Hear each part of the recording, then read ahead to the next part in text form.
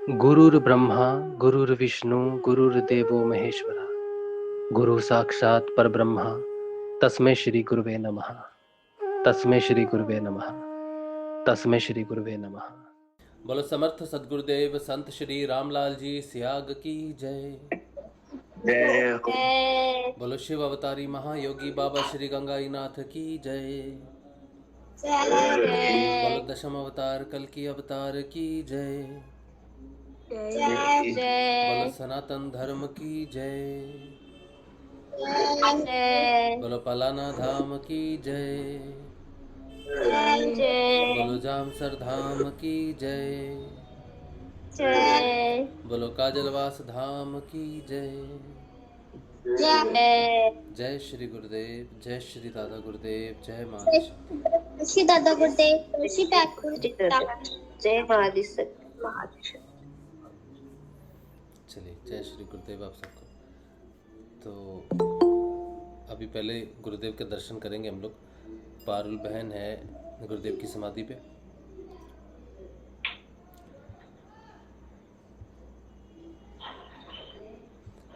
हाँ जी पारुल, जय श्री। एक मिनट फूल खोज मैं तन पे लग गया। फोन ले आओ, फोन ले आओ। जो लोग यूट्यूब पे उनको लॉगिन करना पड़ेगा। उगे उगे आओ चालू है। एक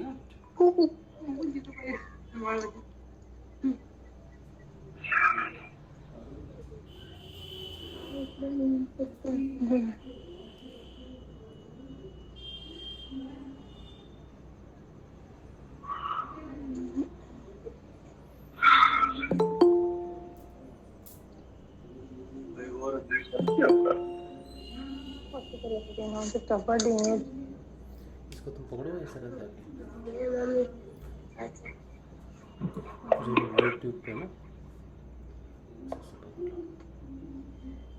देखो यहाँ पर, देखो यहाँ पे दिख रहा है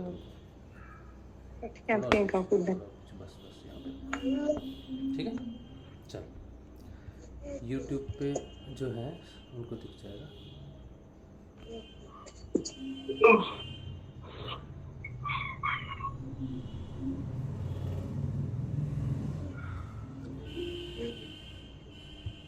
चल आज बहुत दिन बाद गुरुदेव के दर्शन हो रहे। हाँ अभी कनिका करवाती नहीं है ना। चलिए आरती हो गया क्या? परिक्रमा करवाएंगे? अच्छा हाँ ठीक है। चलो सब लोग अपने अपने मन मन में प्रार्थना करो गुरुदेव से। माइक अपना बंद रखिएगा। प्रार्थना गुरुदेव से कीजिए मन मन में।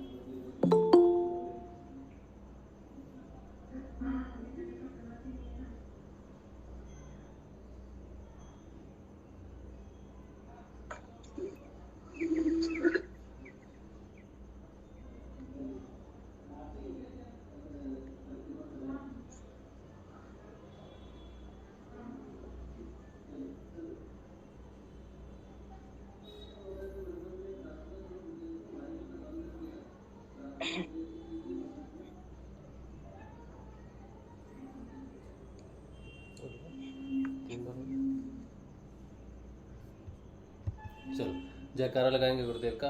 बोलो समर्थ सदगुरुदेव संत श्री रामलाल जी सियाग की जय। बोलो कल की अवतार की जय। बोलो पलाना धाम की जय। बोलो शिव अवतारी महायोगी बाबा श्री गंगाईनाथ की जय। जय श्री गुरुदेव, जय श्री दादा गुरुदेव, जय जय श्री। जय श्री। चलो सबको हो गए दर्शन उम्मीद है। पारुल जय श्री गुरुदेव, और आप सबको होली की बहुत बहुत मुबारक हम सबकी तरफ से। आप सबको भी बहुत बहुत मुबारक। जय श्री गुरुदेव।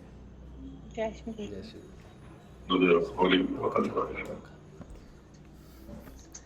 चलिए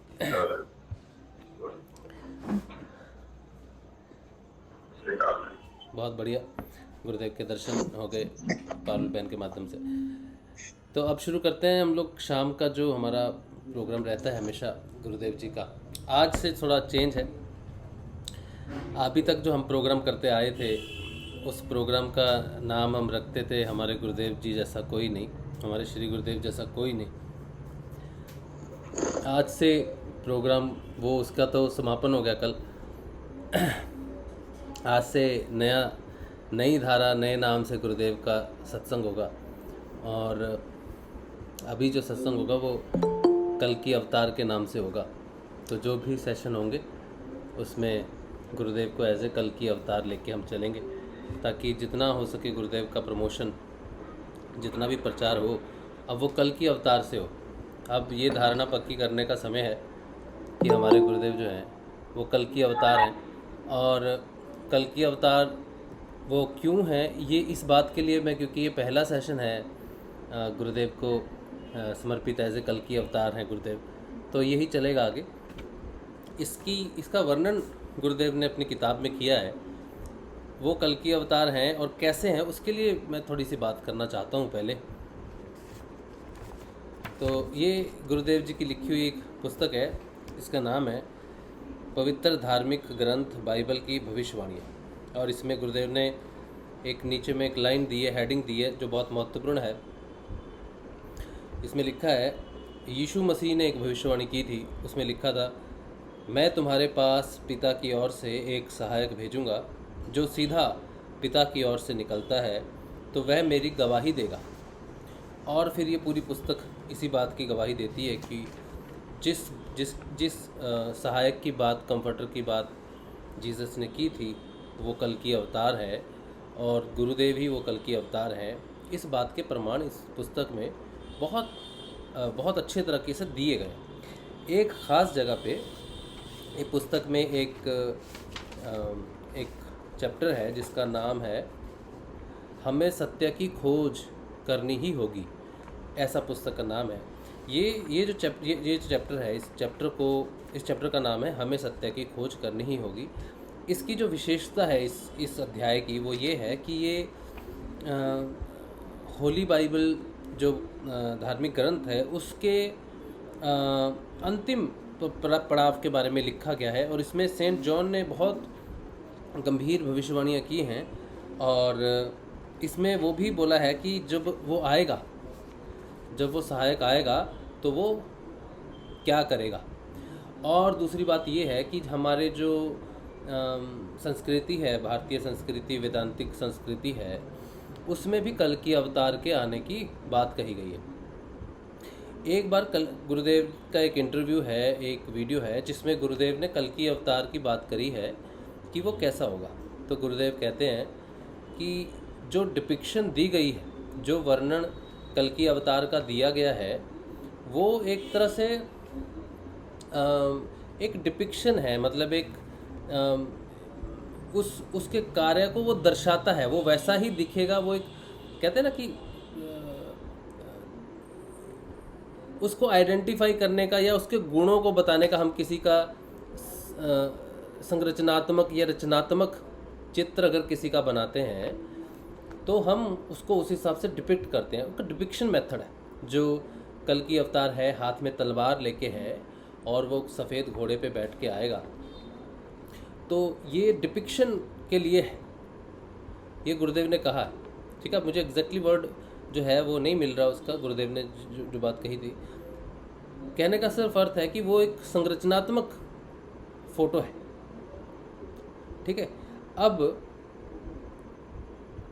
जो संरचनात्मक भी है तो वो इससे है कि कल की अवतार के हाथ में एक तलवार दी हुई है और वो घोड़े पे सवार है।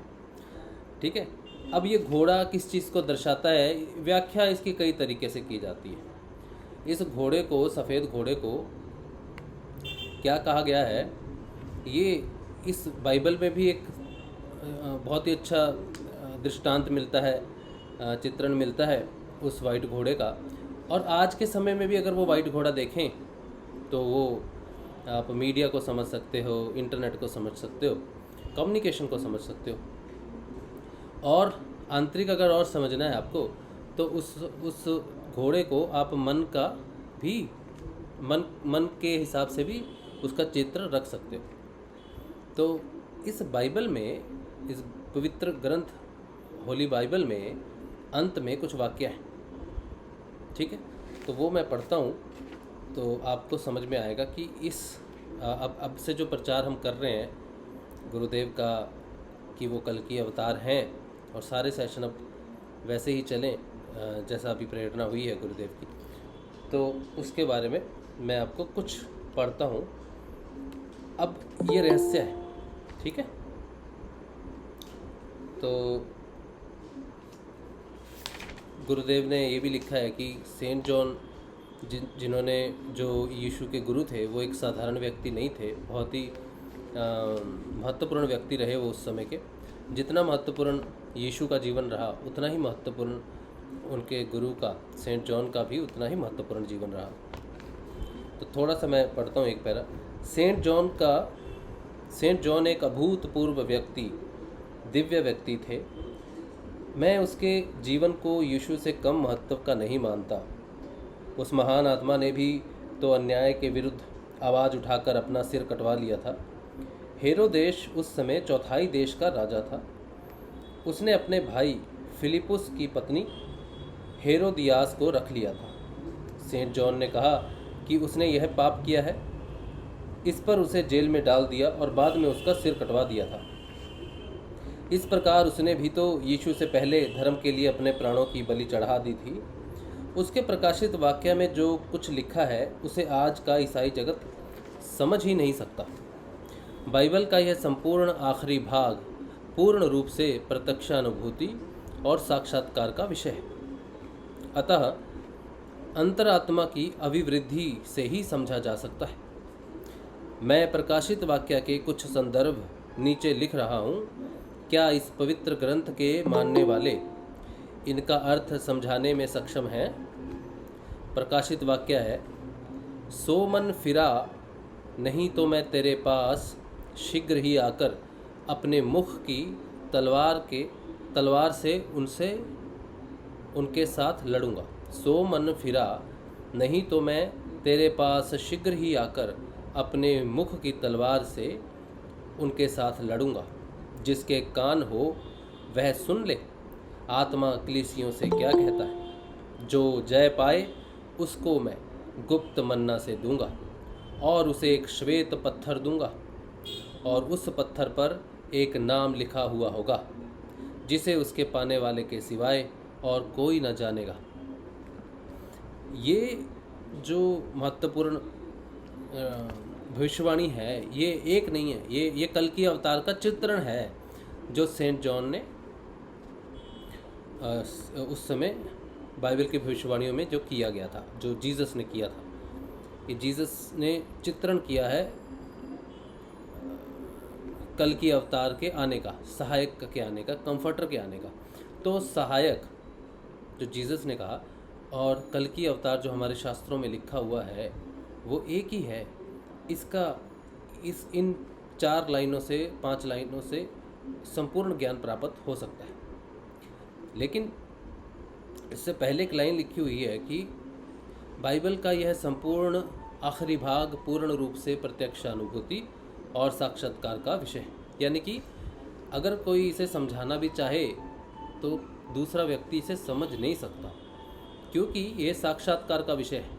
आज मैं जो समझा हूँ या मुझे जो समझाया गया है ध्यान में, या मेरे ध्यान में ऐसा नहीं कि मुझे दिखा दिया गया कुछ भी, मेरी रियलाइजेशन है, मेरे अंतरात्मा से ये प्रकट हुआ तो मैं समझ पा रहा हूँ। तो मैंने इसको नोट किया क्योंकि मुझे अंदर से इसका महत्व समझ में आ गया।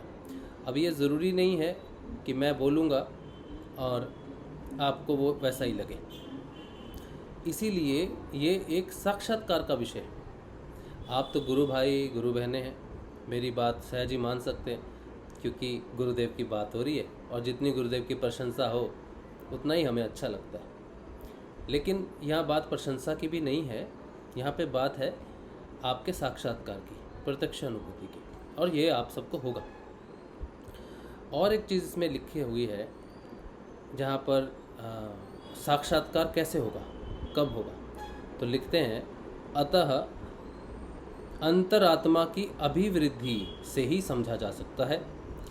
अंतरात्मा की अभिवृद्धि से संदर्भ है कि जब आप चेतना के रूप में आप ऊपर उठोगे या गहरे जाओगे, तब आपको इन चीज़ों की प्रत्यक्ष अनुभूति और साक्षात्कार होने लग जाएगा। अब जो बात है, अब पतंजलि अष्टांग योग में साधन पाद का जो पहला सूत्र है उसमें 3 चीज़ें कही गई हैं। जो यहाँ पर बात लिखी है अंतरात्मा की अभिवृद्धि, इसका अर्थ है कि साधना में जब हम गहरे जाते हैं तो हमारी चेतना जो है वो उच्च स्तर पे उठती है, गहरी जाती है। अब उसमें 3 चीज़ें हैं जो हमारी चेतना को गहरी लेके जाती हैं जब हम साधना करते हैं। एक है तप, एक है स्वाध्याय, एक है ईश्वर प्रणिधान। अगर हम स्वाध्याय को ले लें यहाँ से, तो स्वाध्याय जो है, स्वाध्याय एक तरह का ताला है। स्वाध्याय एक तरह का ऐसा दरवाज़ा है, ऐसा लॉक्ड गेट है जिसकी चाबी जो है वो माँ है, माँ शक्ति है, या कह लो कि माँ श्रुति है। जो स्वाध्याय है ये पढ़ने से संबंधित है। स्वाध्याय का अर्थ है पढ़ना। कैसे? स्वाध्याय का अर्थ है कि अपना अध्ययन करना, अध्ययन का अर्थ है पढ़ना, अपने आप को पढ़ना। तो जब साधक साधना में आगे बढ़ता है तो वो स्वयं का अध्ययन करता है। स्वयं का अध्ययन करने के लिए उसका द्विज होना ज़रूरी है। इसमें लिखा है कि जो जय पाए उसको मैं गुप्त मन्ना से दूंगा। जो जय पाए, तो जो जय पाए का अर्थ है जो गुरु कृपा पाकर द्विज बन जाएगा उसको दूसरी मृत्यु से हानि नहीं होगी। तो जय पाए का अर्थ है उसने अपनी आत्मा को जागृत कर लिया, उसने अपनी मृत्यु पर जय पाई है, अब उसको फिजिकल भौतिक मृत्यु से दुख नहीं होगा। तो जो जय पाए, तो जब वो जय पा लिया उसने, तो वो जागृत हुआ, आत्म वृद्धि होगी। अब उसकी आत्म वृद्धि होगी। जो जय पाएगा उसी की आत्म वृद्धि होगी, जो द्विज होगा उसी की आत्म उन्नति होगी। अब जब आत्म उन्नति होगी तो वो अध्ययन करेगा, स्वतः आत्मा की वो अध्ययन करेगा। कैसे करेगा? दृष्टा कौन प्रकट होगा। दृष्टा कौन है? आत्मा। तो दृष्टा प्रकट होने से जब वो स्वाध्याय करेगा तो उसके अंदर जो ज्ञान प्रकाशित होगा वही ज्ञान जो है वो बाइबल की भविष्यवाणियों में लिखा हुआ है। लेकिन जब तक वो द्विज नहीं बनेगा, जब तक वो उसकी आत्मा जागृत नहीं होगी, क्योंकि आत्मा ही अपना अध्ययन करती है, अपना अध्ययन तो नहीं करती, वो उन चीज़ों को देखती है जो आवरण होता है, तो उनको हटना शुरू कर देता है। हटाती आत्मा नहीं, आत्मा तो कुछ भी नहीं करती। कौन हटाता है उसको? उसको हटाने वाली कुंडलिनी है। मंत्र कुंडलिनी कहते हैं ना, ये लिखा हुआ है पतंजलि अष्टांग योग में कि कुंडलिनी है जो विघ्नों को दूर करती है। तो वो कहते हैं कि जो वृत्तियां हैं उनको काटने वाली कुंडलिनी है क्या? ऐसा पतंजलि अष्टांग योग एक सूत्र में कहते हैं। अपने आप से प्रश्न करते हैं कि क्या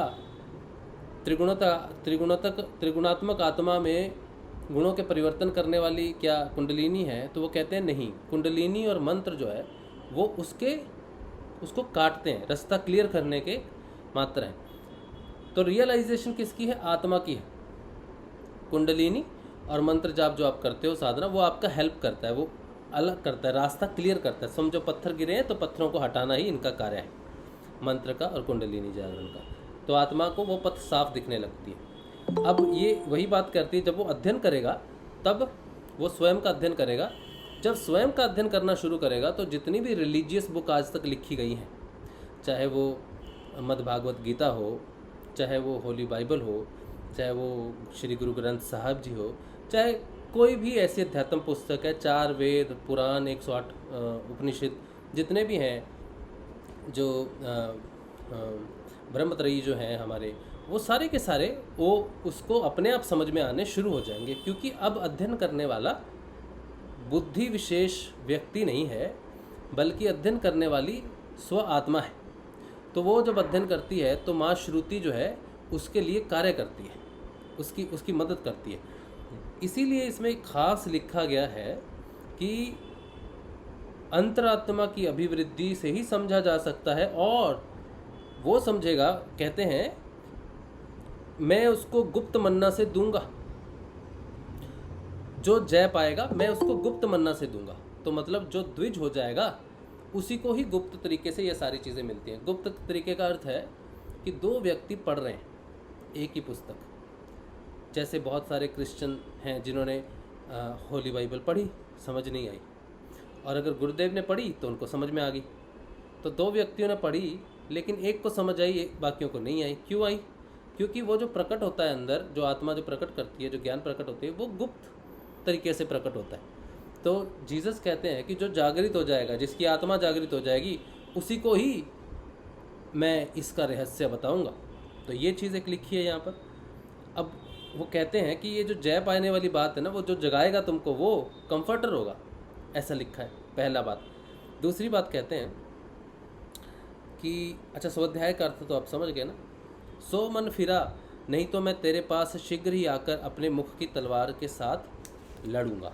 ठीक है, ये बात जो है मुख की तलवार से लड़ूंगा, एक जगह पर इसका विवरण आता है कि मैं मुख की दो धारी तलवार से लड़ूंगा।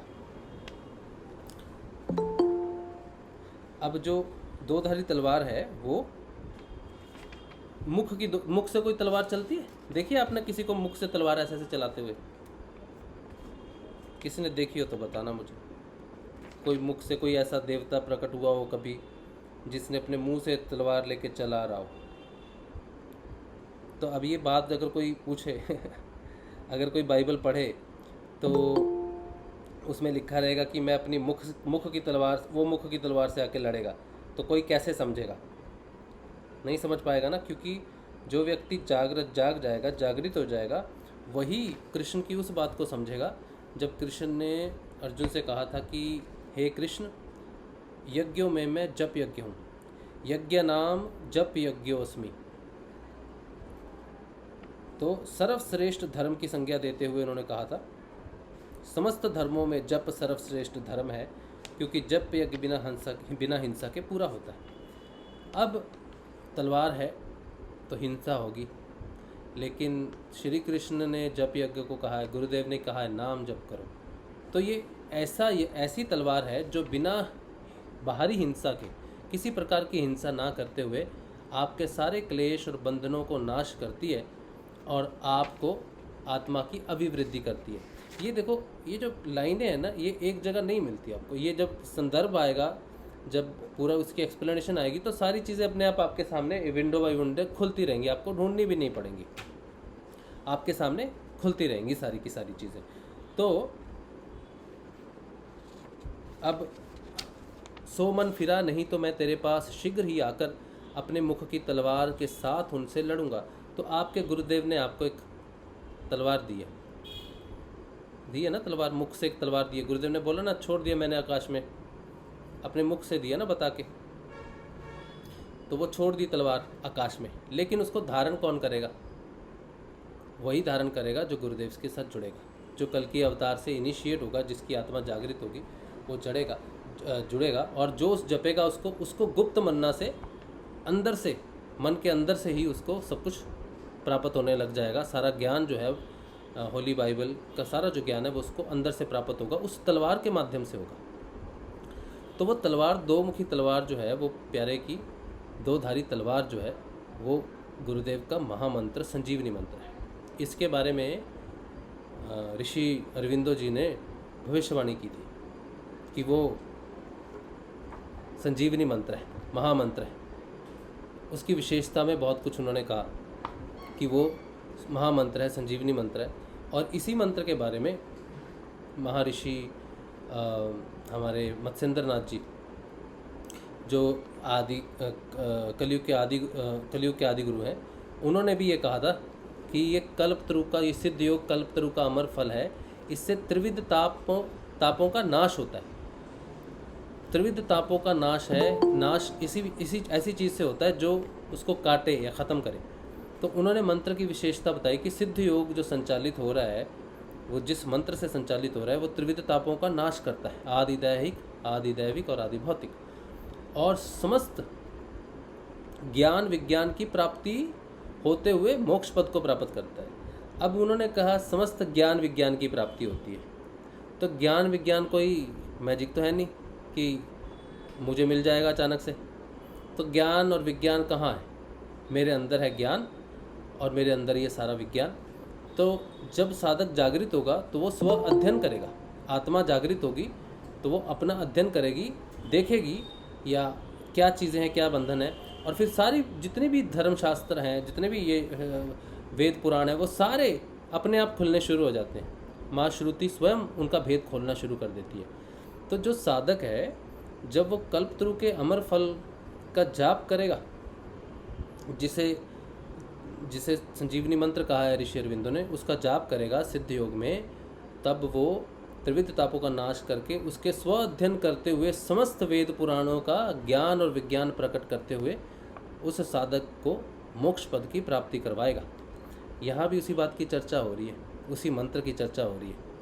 और यहाँ पर तो बिल्कुल साफ कह दी गई है। हालांकि हिंदू शास्त्र में तो हमें उसके एक व्याख्या जो मिलती है, एक जो चित्रण मिलता है, वो तो एक किसी का काल्पनिक है कि ऐसा होगा। इसमें तो लिख दिया है तलवार के बारे में, जीसस ने तो बोल दिया कि मैं उससे अपनी मुख की तलवार से लड़ूंगा। अच्छा, इसमें एक और गहरा रहस्य है, वो ये है कि उन्होंने कहा सो मन फिरा, यानी कि मन फिरने का अर्थ है, ऋषि अरविंदो ने कहा कि मानव जो है वो पूर्ण शरीर रूप से पूर्ण है, लेकिन उसका ट्रांसफॉर्मेशन दिव्य व्यक्ति में तभी होगा जब उसका मन फिरेगा, मन परिवर्तन हो जाएगा, मन से मन की यात्रा अति मन तक की। तो ये मन से अति मन तक की यात्रा है। और उन्होंने इस चीज़ के बारे में काफ़ी कुछ कहा है। तो दिव्य शरीर अगर आपके पास आएगा, उससे पहले दिव्य मन आएगा आपके पास, जिसे अति मन की बात कही गई है। ठीक है, मन से दिव्य प्राण, दिव्य प्राण के बारे में बहुत बात कही गई है। ऋषि संत कबीर जी ने, गुरु नानक देव जी ने कहा है, बहुत ही अच्छी बात उन्होंने कही है। उन्होंने कहा है कि बूंद समाये समंद में जाने सब कोई, समंद समाये बूंद में जाने बिरला कोई। तो ये जो बात कही है प्राणों के बारे में, यही बात संत कबीर जी ने भी कही है, ऐसे ही कही है। और ये प्राण, ये दिव्य प्राण जो है, जो बूंद लिए आप बैठे हो, उसको समंदर में परिवर्तन सिर्फ तभी हो सकता है जब आपके मन का परिवर्तन हो जाए अति मन में। और अगर प्राण बदल जाए, प्राणों का परिवर्तन हो जाए, तो शरीर कोई बड़ी बात नहीं है, बहुत आसान है। शरीर का परिवर्तन सबसे आसान है, सबसे मुश्किल मन का है। और मन बदला तो प्राण बदल जाएगा। हाँ, डिफ़िकल्टी ज़्यादा होती है मन और प्राण में, लेकिन शरीर तो आप बेहतर होता रहेगा, आपको पता चलता रहेगा। और ये कंडीशन है। प्रत्याहार, जब जो अष्टांग योग है, पतंजलि अष्टांग योग है ना, उसमें जब प्रत्याहार आपको सिद्ध हो जाएगा, धारणा से पहले प्रत्याहार जब सिद्ध होगा एक्चुअल में, तब आपके शरीर में कोई रोग नहीं रहना चाहिए। प्रत्याहार, ठीक है। तो अच्छा, चलो उधर नहीं जाएंगे। फिर कहते हैं सो मन फिरा नहीं तो मैं तेरे पास शीघ्र आऊँगा। अभी इसमें एक चीज़ और कही गई है कि तेरे पास मैं शीघ्र आऊँगा। इस वाक्य को घटाने से पहले, इस लाइन को बोलने से पहले, जीसस एक अपने शिष्यों को एक पहाड़ी के ऊपर में ले जाकर उन्हें एक दिव्य रूप दिखाते हैं। वो दिखाते हैं कि उनका जो शरीर है वो डिवाइन ट्रांसफॉर्मेशन में कन्वर्ट हो गया, पूरा वाइट रोशनी से भर गया। ऐसे वस्त्र, ऐसे सफ़ेद वस्त्र जो उन्होंने कभी देखे नहीं, ठीक है, ऐसे सफ़ेद वस्त्र जो उन्होंने कभी देखे नहीं, इतना उज्जवल है कि उतना उज्जवल कुछ नहीं हो सकता। और वो मूसा से और भविष्य के इलाया से बात कर रहे हैं, तीनों एक साथ दिख रहे हैं। भूत, वर्तमान और भविष्य, वो तीनों एक साथ दिख रहे थे। तो उन्होंने ये कहा कि दर्शाने का अर्थ था कि इस चैप्टर उसका वर्णन इसी पुस्तक के चैप्टर में आता है जिसका नाम है सत्य की आत्मा। तो जीसस ने ये दिखाने की कोशिश की कि अद्वैतवाद को समझना है तुमको, ये भेद नहीं करना कि वो किसी और धर्म से आया, ये किसी और धर्म से है, वो किसी और धर्म। सत्य की आत्मा एक ही है, एकत्व, जिसको अद्वैतवाद कहते हैं, जिसे कश्मीरी शैविज्म में बताया गया है पूर्ण, जिसे सर्व खलविदम ब्रह्म के नाम से हम जानते हैं, जो हमारी शिक्षा है गुरुदेव की। अब वो कहते हैं कि जब वो आएगा तो मैं जो सत्य की आत्मा जीसस है, जो सत्य की आत्मा मूसा है, जो सत्य की आत्मा इलाया है, कंफर्टर जो सत्य की आत्मा है, वो आत्मा, सत्य की आत्मा एक ही है, बस रूप अलग अलग तुमको दिखेंगे, तो रूप के चक्कर में नहीं फंसना, सत्य की आत्मा पे विश्वास करना। और उसको पहचानने के लिए वो कहते हैं कि मैं ही आऊँगा। तो कईयों को जब ध्यान करते, जैसे वो एक विदेश से एक महिला आई थी गुरुदेव के पास, वो गुरुदेव का ध्यान करने लगी तो गुरुदेव जीसस में परिवर्तन हो गए। तो उन्होंने कहा मैंने आपको जीसस में देखा, और बाकियों ने जब ध्यान किया तो उन्होंने भी जीसस ही देखा गुरुदेव को। अब मैंने स्वयं भी देखा, अब ये तो महिला ने बात की, उसकी महिला की बात मैं क्यों मानूं, तो मैंने भी स्वयं ये चीज़ अनुभव किया। मेरे ध्यान में तो कुछ और भी गंभीर चीज़ें मुझे दिखी थी। जो बाबा श्री गंगाई नाथ जी हैं, वो जीसस के रूप में प्रकट हुए। उन्होंने तो मुझे शब्द भी दिए थे, जब मैंने सेशन में बात भी किया था, कि उन्होंने मुझसे कहा था जो मेरी आवाज़ को सुन सकता है वो इस दुनिया का नहीं है। यही बात जीसस ने कही थी, the one who hears me does not belong to this world, belongs to the kingdom of the God, ऐसा कुछ था उनका। तब मेरे मन में प्रश्न ये उठा था कि गुरुदेव ये कैसे संभव है। तब तो मुझे इसका ज्ञान नहीं था, सत्य की आत्मा का ज्ञान नहीं था। हालांकि अद्वैतवाद का मुझे ज्ञान था, लेकिन सत्य की आत्मा क्या कहती है कलीसियों से वो मुझे नहीं पता था उस समय। फिर मुझे उसी चीज़ का ज्ञान करवाया कि सत्य की आत्मा, इसी की पुस्तक के माध्यम से मुझे ये ज्ञान हुआ कि बाबा गंगाई नाथ जी ही जीसस थे, शरीर अलग थे, लेकिन आत्मा, सत्य की आत्मा एक ही हो सकती है। इसीलिए जब गुरुदेव को उन्होंने जागृत किया तो उनका जाना ज़रूरी था, क्योंकि बाबा गंगाई नाथ जी के रहते हुए गुरुदेव अपना कार्य नहीं कर सकते, क्योंकि अगर करते तो द्वैतवाद हो जाता, दो हो जाते। तो बाबा श्री गंगाई नाथ जी का जाना, देह छोड़ना ज़रूरी था, क्योंकि वो सत्य की आत्मा पूर्ण रूप से गुरुदेव में अपना कार्य करती। इस बात का संदर्भ जो है ये एक और जगह भी मिलता है कि बाबा का जाना ज़रूरी था, बाबा का जाना ज़रूरी था ताकि गुरुदेव, हाँ, इसका संदर्भ एक जगह और मिलता है जहाँ गुरुदेव स्वयं इस बात को कहते हैं कि ये जो सत्य की आत्मा है, सत्य की आत्मा शब्द तो शायद उन्होंने नहीं यूज़ किया, उन्होंने कहा ये शक्ति एक समय में एक ही व्यक्ति के माध्यम से कार्य करती है। ये गुरुदेव के शब्द है। तो ये वही शक्ति की बात हो रही है, वही सत्य की आत्मा की बात हो रही है जो मूसा में थी, फिर ईसा में थी, और वही बाबा श्री गंगाई नाथ में थी, और वही सत्य की आत्मा गुरुदेव के माध्यम से वो कार्य कर रही है। और ये जो सत्य की आत्मा है ये स्वयं पर ब्रह्म है, क्योंकि जीसस कहते हैं कि वो डायरेक्ट पिता की ओर से आता है, उसके बारे में कोई नहीं जानता, स्वयं पिता जानता है, क्योंकि पिता से आता है। वो मेरी बातों से लेकर कहेगा, क्योंकि मैं पिता से लेता हूँ, तो मैं खुद पिता से लेता हूँ, वो मेरी बातों से लेगा तो वो पिता की बातों से लेगा। तो हम तीनों की बातों में कोई अंतर नहीं रहेगा, क्योंकि सत्य की आत्मा एक ही है। ठीक है, ये बात वहाँ पे क्लियर होती है। अच्छा, फिर ये कहते हैं सो मन फिरा, नहीं तो मैं तेरे पास शीघ्र ही आकर अपने मुख की तलवार से उनके साथ लड़ूंगा, जो कि संजीवनी मंत्र है जिससे गुरुदेव लड़े। और हमें भी वो दिया मंत्र, गुप्त मन में दिया, गुप्त मंत्र रखा गुरुदेव ने, और अब वो अंदर ही चल रहा है, वो अंदर ही चल रहा है। फिर कहते हैं जिसके कान हो वह सुन ले, आत्मा कलीसियों से क्या कहता है। अब ये जो है ना, जिसके कान हो वह सुन ले, आत्मा कलीसियों से क्या कहता है, ये इसका विवरण भी काफ़ी डिटेल में किया जा सकता है।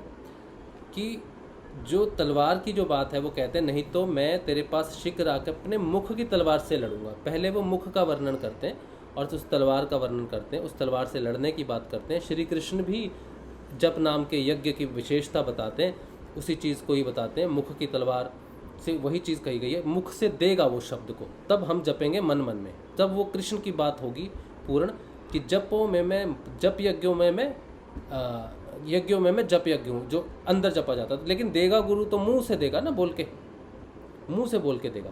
तो उसी जप यज्ञ को जो श्री कृष्ण ने कहा कि वो यज्ञ होगा और उसी में मैं बसता हूँ, श्री कृष्ण स्वयं बसते हैं, उसी में गुरुदेव ने कहा कि मैं ही कल की अवतार हूँ, कृष्ण का 10वां अवतार हूँ। तो कृष्ण ने कहा कि मैं स्वयं जप यज्ञ हूँ, तो मैं जो जप रहा हूँ, तो गुरु कहते हैं कि जो मंत्र गुरु देता है अपने शिष्यों को, ये महर्षि अरविंदो को कोट करते हुए कहते हैं कि जो मंत्र गुरु अपने शिष्यों को देता है उसको उसने स्वयं जपा होता है। तो मंत्र में और गुरु में कोई अंतर नहीं होता। तो कृष्ण कहते हैं कि मैं जप यज्ञ हूँ। जप मतलब वो मंत्र का जिसका जप हो रहा है। गुरु कहते हैं कि गुरु और मंत्र में कोई फर्क नहीं है, तो गुरु वो मंत्र हो गया। उधर से कृष्ण भी वो मंत्र कहता है कि मैं मंत्र हूँ, तो मंत्र एक है, तो कृष्ण एक है। तो वो कहते हैं 10वां अवतार जो है वो मंत्र रूप में विराजमान है, कल की अवतार, जिसको मैं धारण करता हूँ। गुरुदेव ने जो दीक्षा दी मुझे, वो कृष्ण नाम के मंत्र की दीक्षा दी, उस जप की दीक्षा दी जिसे उच्चतम श्री कृष्ण ने अपने आप को स्वयं कहा कि मैं ही हूँ ये मंत्र, मैं ही हूँ ये 2धारी तलवार, या कह लो मैं ही हूँ कल की अवतार, या मैं ही हूँ वो कल्पतरु का अमर फल जिससे त्रिविध ताप शांत होते हैं और संपूर्ण ज्ञान विज्ञान की प्राप्ति होती है, कृष्ण से होती है। और फिर कहते हैं, जीसस कहते हैं कि वो मुख से दिया, आपको गुरुदेव ने मुख से दिया, और जिसके कान हो वो सुन ले, जिसके कान हो वह सुन ले। आत्मा कलीसियों से क्या कहता है? तो उन्होंने कहा कि आत्मा तुमसे बात करेगा, ठीक है। तो द्विज जो सुनेगा, जैसे बहुत सारे लोगों को गुरुदेव दीक्षा कहते हैं कि जो सकारात्मक होगा वही जुड़ेगा, क्योंकि गुरुदेव जो बात कर रहे हैं ना, वो एक साधारण शरीर से नहीं कर रहे। इस बात का वर्णन गुरुदेव ने किया था। इस बात का वर्णन गुरुदेव ने किया था कि ये जो आवाज़ आ रही है ना, ये कोई साधारण शरीर से नहीं आ रही, जो मंत्र मैं दे रहा हूँ, ये एक इनलाइटेड बॉडी से आ रही है। बॉडी इनलाइट हो गई है, ये इनलाइटेड बॉडी से आ रही है आवाज़। तो यही बात जीसस ने कही कि जिसके कान वह सुन ले, आत्मा कलीसियों से क्या कहता है। गुरुदेव ने भी कहा कि मैं शरीर नहीं, मैं गुरु तत्व हूँ। गुरु कोई शरीर नहीं, गुरु तत्व है। आप शरीर नहीं हो, आत्मा हो। तो जो बात यहाँ पर कही वही बात गुरुदेव ने कही कि ये जो शब्द मैं आपको दे रहा हूँ, ये जो मंत्र मैं आपको दे रहा हूँ, ये किसी साधारण शरीर से नहीं आ रही, बल्कि इनलाइटेड बॉडी से आ रही है। कमल जी, आप अपना माइक बंद कर लीजिए प्लीज़। कमल सिंह जी, 2 बार खुल गया आपका माइक, 1 बार तो मैंने बंद किया। देखो, मेरे को भटकाओ मत इस समय, क्योंकि जो मैं बोल रहा हूँ मुझे खुद पता नहीं मैं कहाँ कैसे जुड़ रही है मेरी कहानियाँ सारी। तो मैं क्या बोल रहा था कि गुरुदेव ने स्वयं कहा कि ये जो आवाज़ आ रही है ये इनलाइटेड बॉडी से आ रही है। वही बात यहाँ पर कही कि सुन आत्मा कलीसियों से क्या कहता है। तो वो गुरु जो आएगा, जो आत्मा जो है जीसस की जो थी, वही आत्मा रूप में ही बोल रहा था वो, और आगे आने वाला भी वो आत्म रूप से ही बोलेगा, शरीर से नहीं बोलेगा। वो कंफर्टर आत्म रूप से ही दीक्षा देगा। और कहते हैं ना, you will be baptised with the holy ghost. So Gurudev कहते हैं कि ये जो आवाज़ आ रही है ना, इस शरीर से नहीं आ रही बल्कि आत्मा से आ रही। तो मैं तुम्हें जो दीक्षा दे रहा हूँ वो आत्म रूप से दे रहा हूँ, आत्मा को दे रहा हूँ। उसका बहुत महत्व है इस लाइन में। और फिर उसके बाद कहते हैं, जिसके कान वह सुन ले, आत्मा कलीसियों से क्या कहता है, जो जय पाए उसको मैं गुप्त मन्ना से दूंगा। तो जय पाए का अर्थ मैंने आपको बता दिया कि जय पाने का अर्थ है द्विज हो जाना, अपने शरीर के ऊपर में आत्मा की विजय होना, या आत्मा का उत्पन्न होना, या आत्मा का जागृत होना, ठीक है। और मैं उसे गुप्त मन्ना से दूंगा। यहाँ स्वाध्याय है, गुप्त मन्ना से देने का अर्थ है आपका स्वाध्याय, आपका जो ज्ञान है, जो मैं देना चाहता हूँ आज तुमको। जीसस ने कहा जो ज्ञान मैं तुम्हें आज देना चाहता हूँ वो तुम नहीं समझ सकते, क्योंकि तुम उसे धारण नहीं कर सकते, सहन नहीं कर सकते उसे, ठीक है। क्यों नहीं कर सकते? क्योंकि उसको जानने के लिए, उस ज्ञान को जानने के लिए तुम्हारा द्विज होना ज़रूरी है। गुरुदेव ने कहा है कि द्विज हुए बिना साधक ज्ञान की प्राप्ति नहीं कर सकता, द्विज हुए बिना वो अपना स्वाध्याय नहीं कर सकता, द्विज के बिना कुछ भी संभव नहीं है। ये बार बार इस पुस्तक में आता है, गुरुदेव ने बार बार इस चीज़ को कहा है। इसी बात को उन्होंने कहा कि जो जय पाएगा मैं उसे गुप्त मन्ना से दूंगा। जो द्विज होगा वही गुप्त रूप से इस होली बाइबल जीसस की इस पुस्तक को, इस वाणी को गुप्त तरीके से वही समझ पाएगा। दो लोग पढ़ेंगे, एक ही समझेगा, वो समझेगा जिसने जय पाई, जो द्विज हुआ वो समझेगा।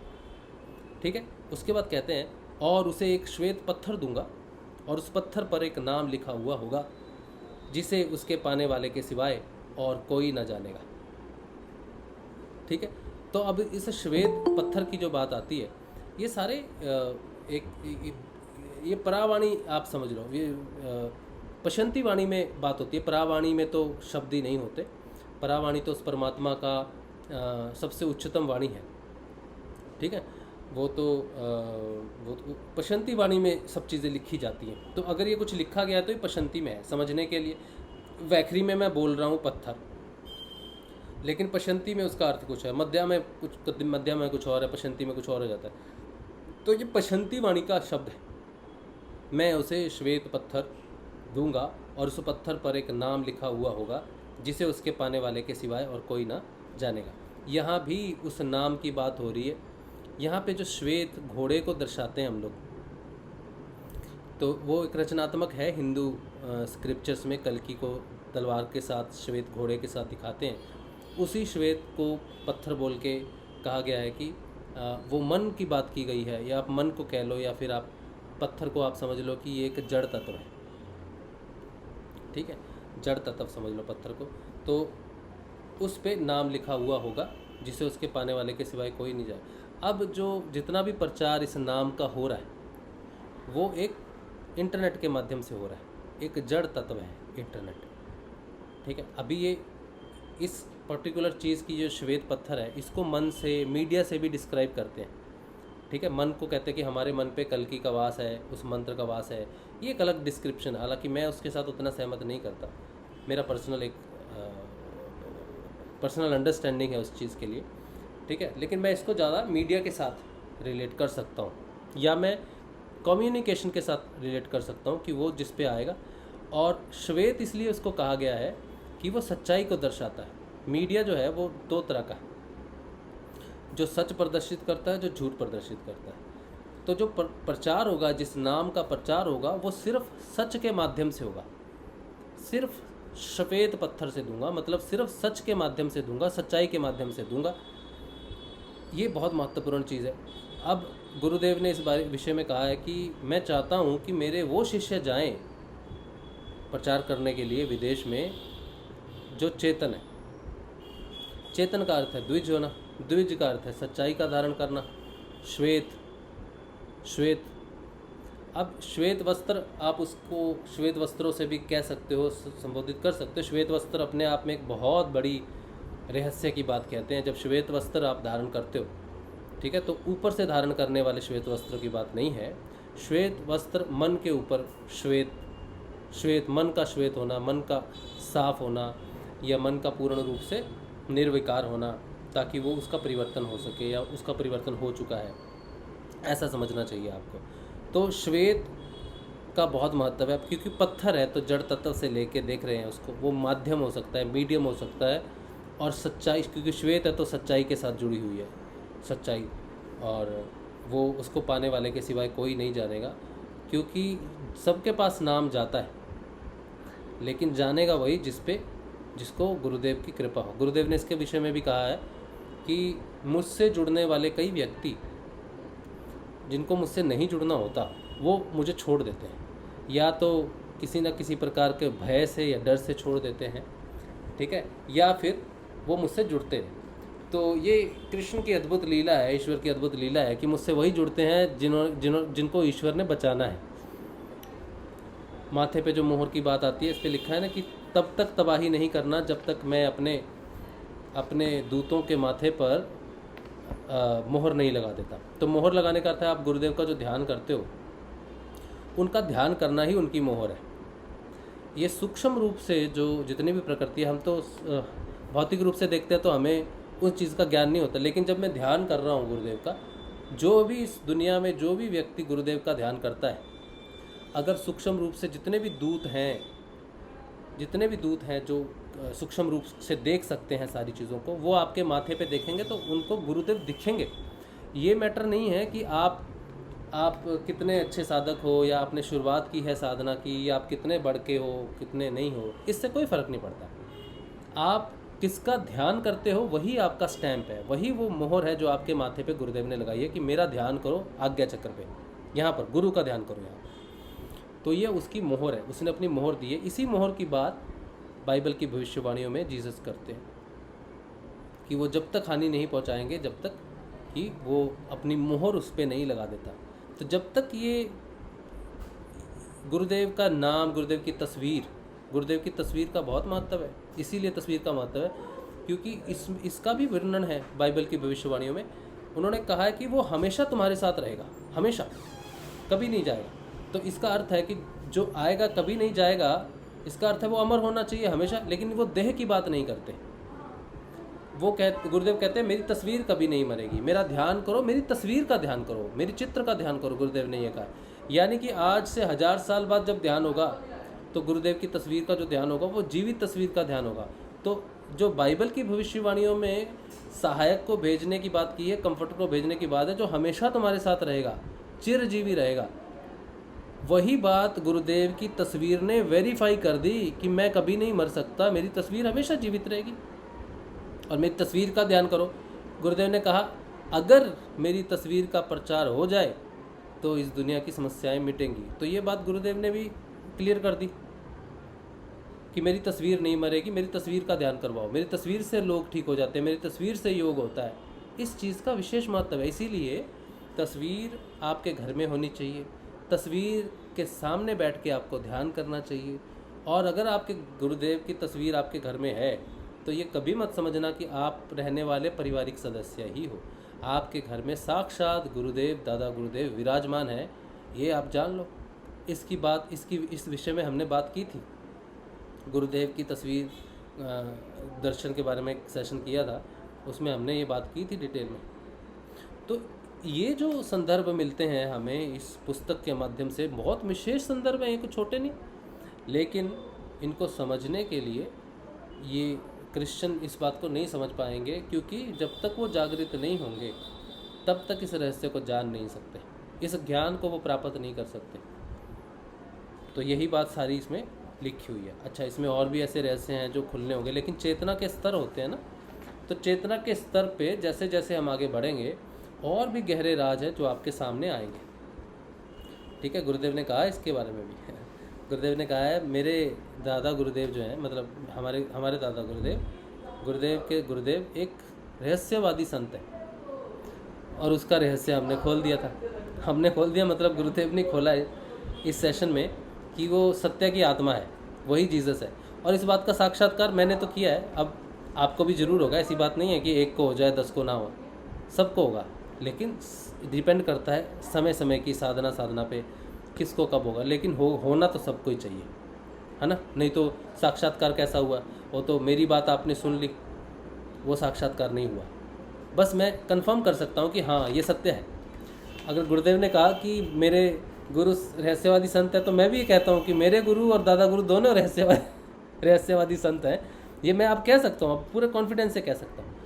और आज जो शुरुआत हो रही है, आज का जो पहला सेशन है, ये जो आज हो रहा है सत्संग, कल की अवतार के नाम से चलेगा। ये आज इसलिए चला है क्योंकि अब मुझे पूर्ण यकीन हो गया, क्योंकि ये जो चैप्टर मैंने पढ़ा, जो आपके सामने मैंने रखा है, इसको मैंने कल जब पढ़ रहा था, कल मैंने इंग्लिश के सेशन में इसे जब पढ़ा था, तब मुझे ये पूरी विस्तृत जानकारी मिली। लेकिन अभी आपके साथ बात करते करते तो बहुत सारी विस्तृत जानकारी हमने देखी। पता नहीं कौन कौन से लिंक गुरुदेव ने, मैं तो इतना बात करने वाला नहीं था, लेकिन सारी चीज़ें देखो गुरुदेव ने कैसे मिला दी।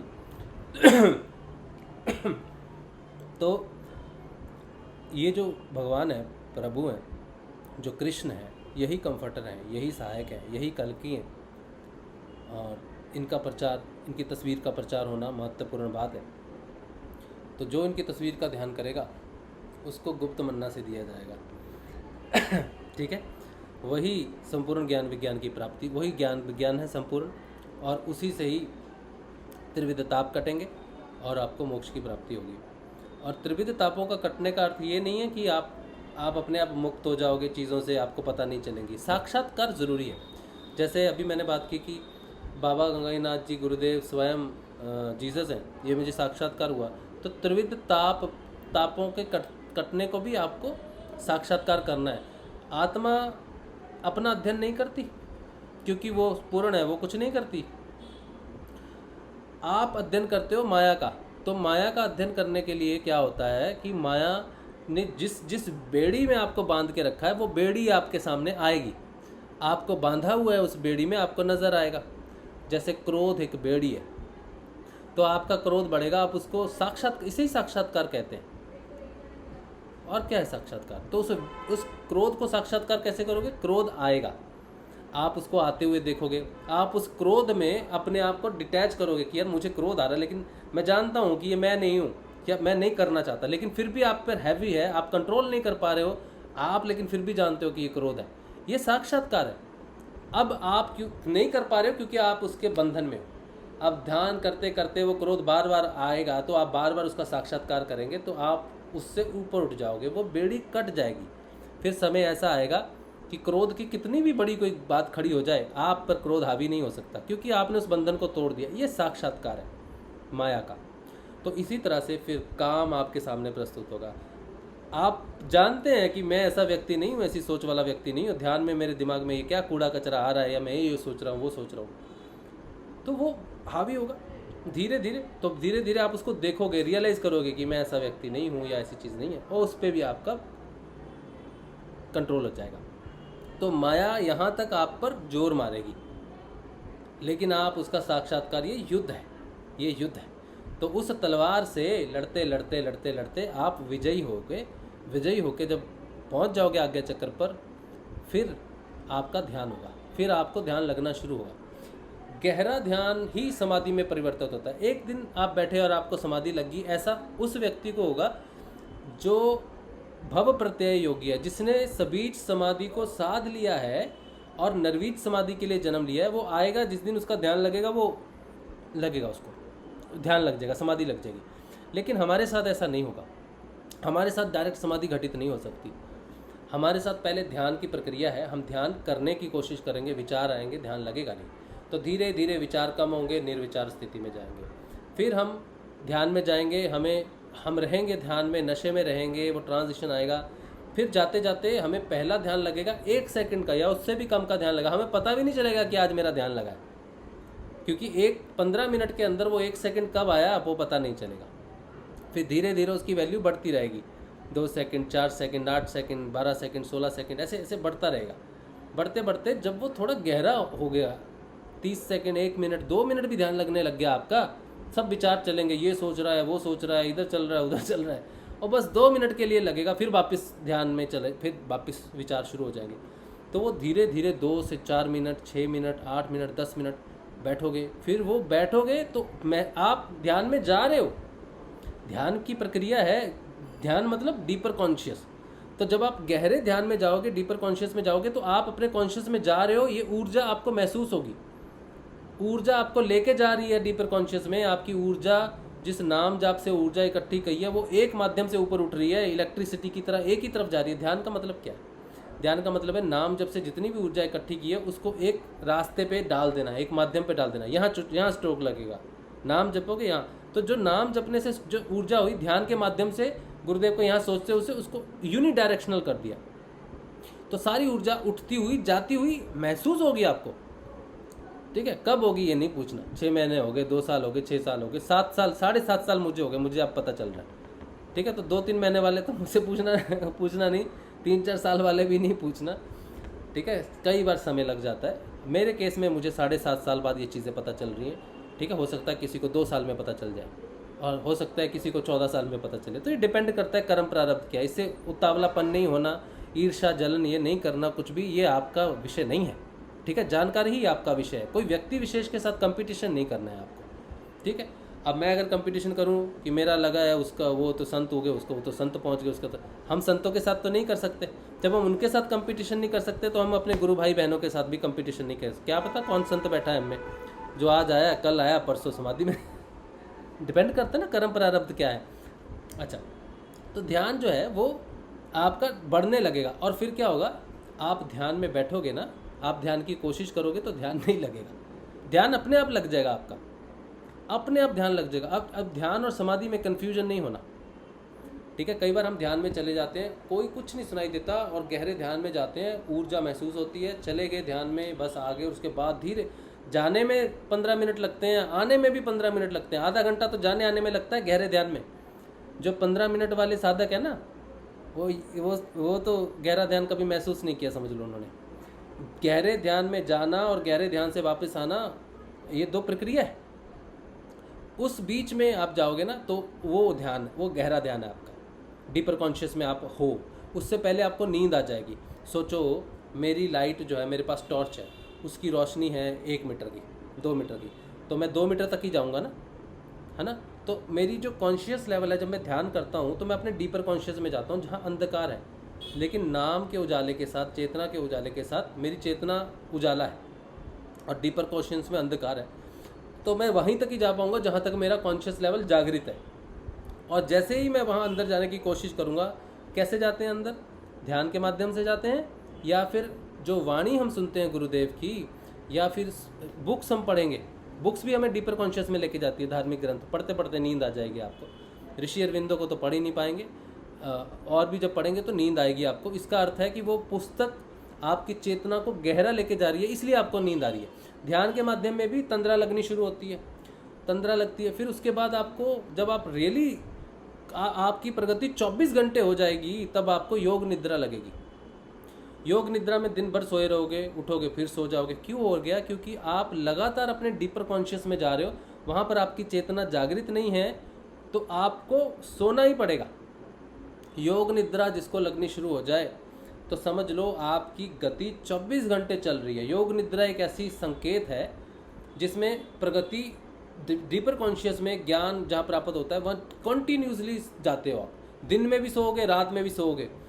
मतलब कहोगे यार क्या हो गया, मुझे पता नहीं। 24 घंटे में से खाना खाने के लिए उठना है, बाकी सो जाना है। कुंभकर्ण को मात दे दोगे आप। ऐसी है योग निद्रा। तो क्यों होता है ऐसा?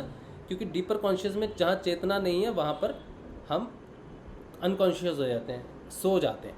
तो धीरे धीरे जैसे जैसे वो जागृति आती जाएगी, आपकी योग निद्रा दूर हो जाएगी, गायब हो जाएगी। ठीक है, तो योग निद्रा चली जाएगी। तो तंद्रा लगेगी, योग निद्रा लगेगी, फिर गहरा ध्यान लगते समय लगेगा।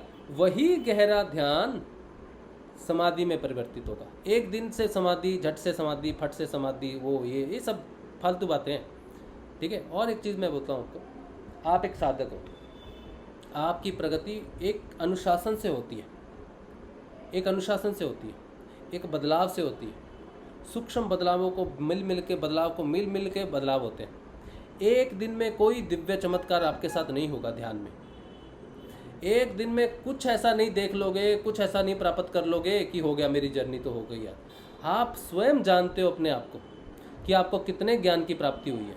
समाधि में जाने वाले व्यक्ति को बहुत ज़्यादा ज्ञान प्राप्त हो जाता है। समाधि बहुत उच्च अवस्था है, गहरा ध्यान बहुत उच्च अवस्था है, तंद्रा बहुत उच्च अवस्था है, योग निद्रा बहुत। जो व्यक्ति योग निद्रा में भी पहुंच जाए उसको भी ज्ञान प्राप्त होना शुरू हो जाता है, क्योंकि डीपर कॉन्शियस में जाता है।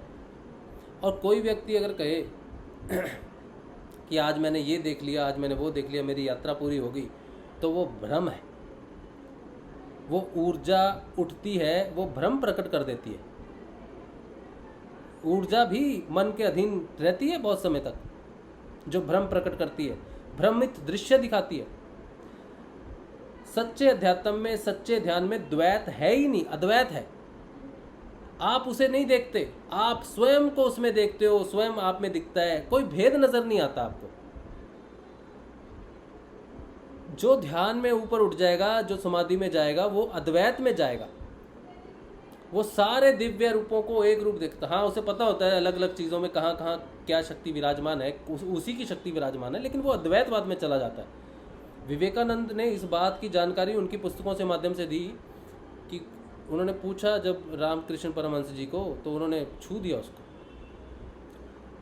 अब विवेकानंद चले गए समाधि में, जागृत समाधि थी उनकी। वो अब कह रहे हैं कि मुझे ये समझ नहीं आ रहा कि मेरी माँ मैं हूँ या मैं मेरी माँ हूँ। मतलब वो पता ही नहीं चल रहा उनको। खाने की प्लेट में मैं खाना खा रहा हूँ या मैं खुद खाना हूँ, मुझे पता नहीं चल रहा। सड़क पार कर रहे थे, तो सड़क में जो मोटर गाड़ी आती है उनको ये पता नहीं कि मैं उधर से आ रहा हूँ या मैं सड़क पार कर रहा हूँ। सारे भेद उनके खत्म हो गए, उनका दिमाग चकरा गया था। ये रियल अध्यात्म है। जो व्यक्ति उस ईश्वर की प्रत्यक्ष अनुभूति करता है ना, उसको अपने में और उसमें भेद नजर आया तो द्वैत है, वो ईश्वर नहीं हो सकता। मैं अगर इस ईश्वर से अलग हूं तो वो ईश्वर सच्चा ईश्वर नहीं हो सकता।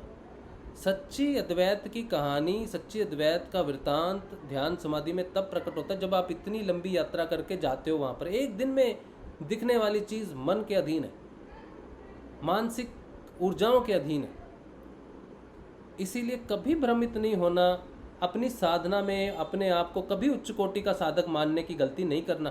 कोई साधक इस दुनिया में पैदा नहीं हुआ जो उच्च कोटि का हो। जो उच्च कोटि का हो गया वो योगी। जब तक साधक है तब तक वो निम्न कोटि में ही है। साधकों की कोटि उच्च है साधारण व्यक्ति से, लेकिन साधक स्वयं को उच्च समझने की गलती ना करे कभी भी। अगर मैं तुम्हें कहूं कि तुम उच्च कोटि के साधक हो तो थप्पड़ मार दो मेरे मुंह पे। कोई व्यक्ति तुम्हें कहे तुम उच्च कोटि के साधक हो तो दूर भाग जाना, बहुत दूर, कभी नजर नहीं आना, कभी पास नहीं आना।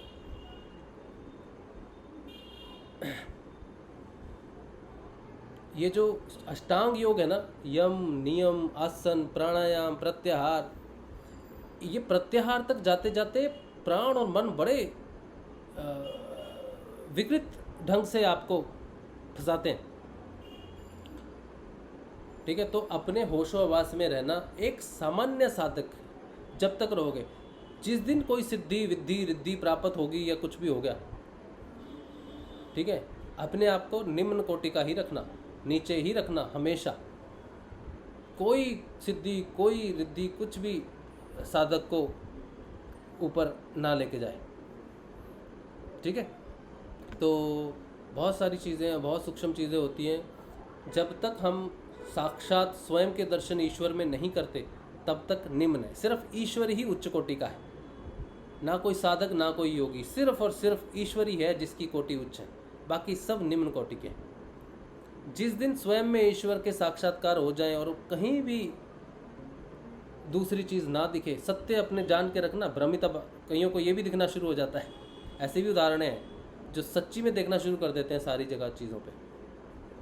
ठीक है, लेकिन एक साधक ही जानता है कि वो सच है या झूठ है। वो जान सकता है, वो अपनी व्यवहार से जान सकता है, वो अपने प्रेम से जान सकता है ईश्वर के प्रति कि वो कितना है सच्चा, कितना अपने घर में बाहर में कितना सच्चा है, वो जानता है। ठीक है, तो उसकी सच्चाई उसके व्यवहार में होती है, तब उसको सच्चाई के दर्शन होते हैं। तो बहुत सूक्ष्म चीज़ें हैं, बदलाव बहुत साफ दिखता है।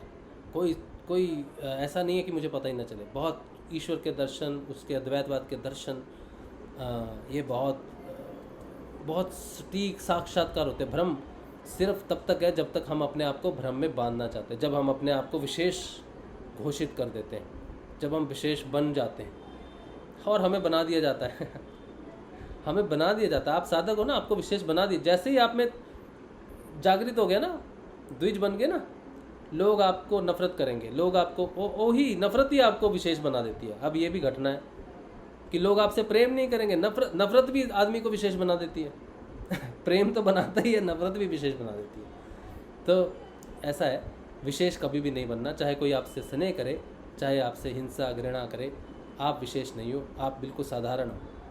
ठीक है, चलो, ये था आज का जो सेशन है कि वो जो प्यारे हैं श्री गुरुदेव रामलाल जी सियाग हैं, वो कृष्ण हैं जो जप रूपी है, जो उच्चतम है, और वो सहायक हैं, कंफर्टर हैं, वही जीसस है, वही ईसा, वही मूसा, वही इलाया, वही गंगाई नाथ है। एक बार गुरुदेव को पूछा एक शिष्य ने, गुरुदेव का नाम बोले गंगाई नाथ जी, उनके गुरुदेव का नाम भाऊनाथ जी, बोले उनके गुरुदेव का नाम, बोला कहाँ तक जाएगा तू, तेरा गंगाई नाथ भाऊनाथ मैं ही हूँ तो मेरे तक ही रहे, बाकी सब ठीक है।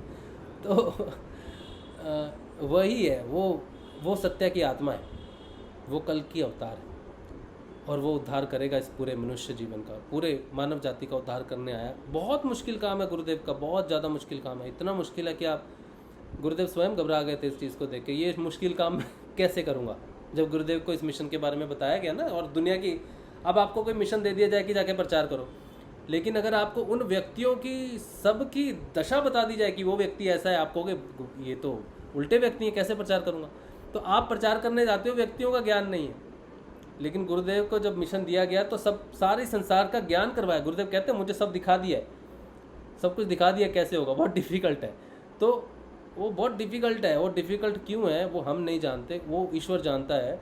और इस दुनिया में वो संहार होना अति आवश्यक है, क्योंकि सबका परिवर्तन संभव नहीं है। अंधकार ठोस जम के है, किसी को कोई अगर लुक में गिर जाए, लुक जिससे सीमेंट सड़क बनती है ना, वो लुक होती है, जिसे कोल तार बोलते हैं आप।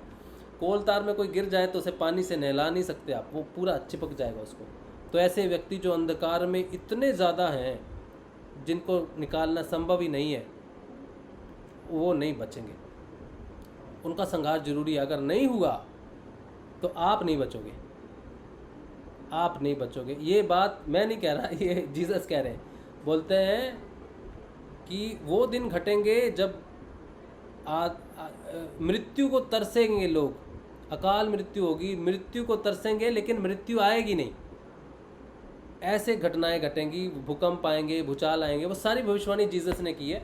वो उसने इसी, और उसने जब ये भविष्यवाणी की तो उसने अपने शिष्यों को कहा, वो घबरा गए होंगे कि ऐसा क्यों हो रहा है, नहीं होना चाहिए।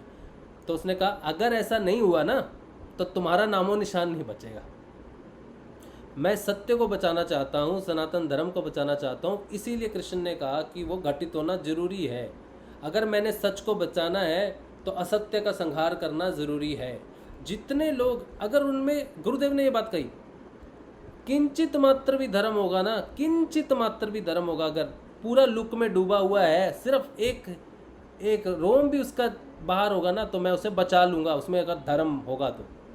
लेकिन जो पूर्ण रूप से डूब चुके हैं उनका संहार होगा। तो ये बिल्कुल सत्य बात है। और जब आप ये पुस्तक पढ़ोगे और माँ श्रुति आपको इस बारे में ज्ञान देगी और गुरुदेव की वो स्थिति आप समझ पाओगे। जब गुरुदेव की बात पढ़ोगे ना तो गुरुदेव, समझ लो गुरुदेव जैसे गुरुदेव ने फील किया आप वैसा फील करोगे, और आपको लगेगा कि गुरुदेव ये तो बस वाकई में बड़ी डिफ़िकल्ट सी चीज़ ले ली आपने हाथ में। तो लेकिन वो कृष्ण है ना, वो कर लेगा वो कर लेगा। चलो, ये इतनी मैं बात आज करना चाहता था। उम्मीद है कि आपका गुरु के प्रति, कल्कि अवतार के प्रति अपना जो विश्वास है वो ज़रूर आगे दृढ़ होगा। मैं YouTube पे कुछ लिखा हुआ है, एक minute, my passion towards on soul. जय श्री गुरुदेव। गुरुदेव ने कहा है कि नाम ही चाबी है। चाबी तो गुरुदेव ने दे दी, परंतु वह चाबी किसी ताले में लगानी है, तथा वह ताला कहाँ है? ताला बताया था ना आज के सेशन में, शायद बात की थी ताले की बात की थी, कहाँ लगना है वो ताला। अच्छा, कल के सेशन में भी शायद, या एक दो दिन पहले के सेशन में भी उस ताले का जिक्र हुआ था। अच्छा, आज के सेशन में तो क्लियर हो जाना चाहिए भाई, ताला कहाँ है, चाबी कहाँ है। अच्छा, सूरज भाई कह रहे हैं जय श्री गुरुदेव। होली की सभी गुरु भाई और बहनों को बहुत बहुत शुभकामनाएं। अभी वाली स्पीच में गुरुदेव ने कहा कि दो धर्म हैं, दो धर्म और हैं, जैन और बौद्ध, अहिंसावादी, पर दोनों समाधि की बात, समाधि समष्टि पर जोर देते हैं, समाधि पर नहीं।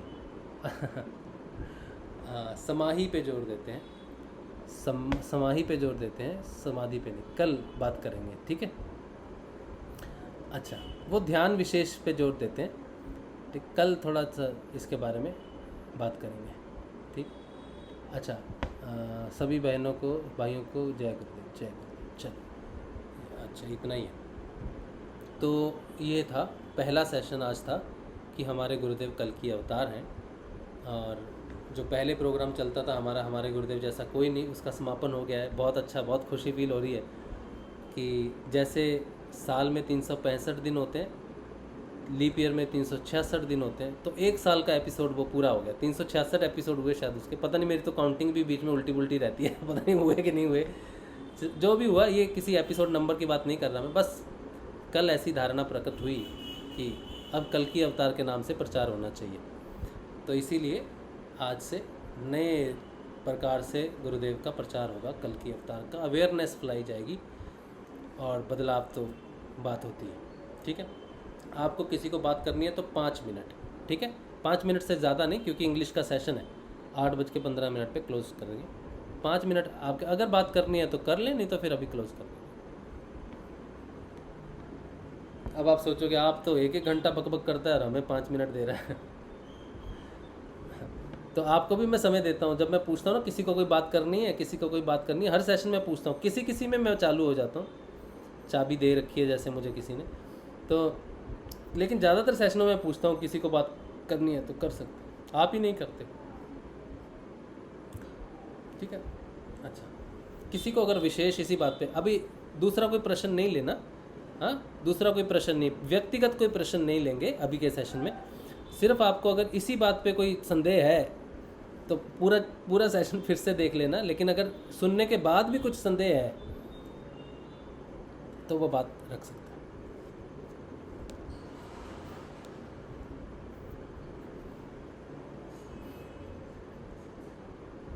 ठीक है, चलो, मुझे नहीं लगता कोई संदेह होना चाहिए। अगर है तो फिर गुरुदेव की पुस्तक है, ये है, और आप मैसेज ज़रूर भेज दो, मैसेज ले लेंगे नेक्स्ट सेशन में। ठीक है, तो आज का सेशन यही रखते हैं। आप सबको पहले तो होली आज है या कल है पता नहीं, जब भी है आपको सभी को बहुत बहुत शुभकामना होली की। तो फिर कल मिलते हैं, कल के सुबह के ध्यान में मिलेंगे सुबह 6:30 बजे। तब तक आप सबको जय श्री गुरुदेव, जय श्री कल की अवतार, जय श्री जय दादा, जय श्री जय श्री जय श्री गुरुदेव, जय श्री जय श्री जय श्री जय श्री गुरुदेव, जय श्री दादा। जय श्री